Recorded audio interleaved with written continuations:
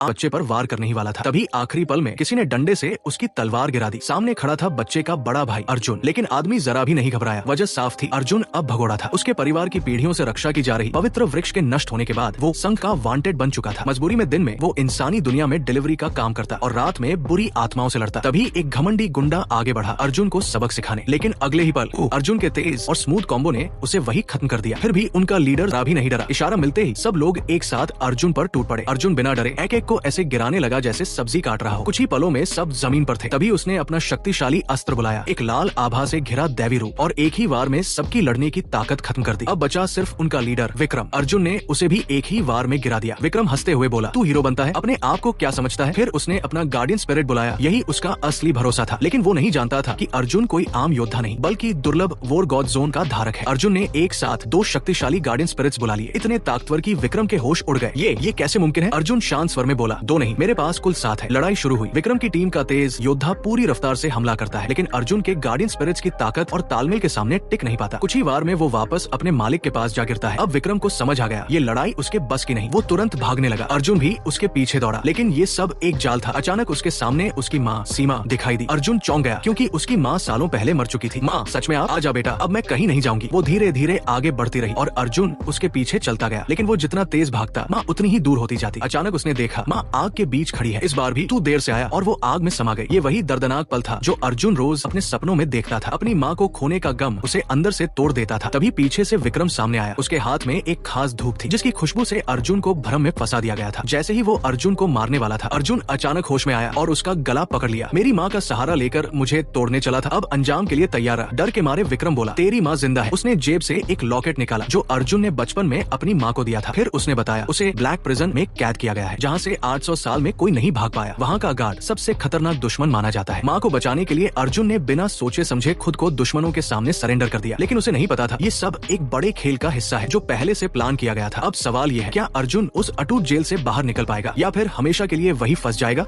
एक आदमी 2 मीटर लंबी तलवार उठाकर एक 8 साल के बच्चे पर वार करने ही वाला था। तभी आखिरी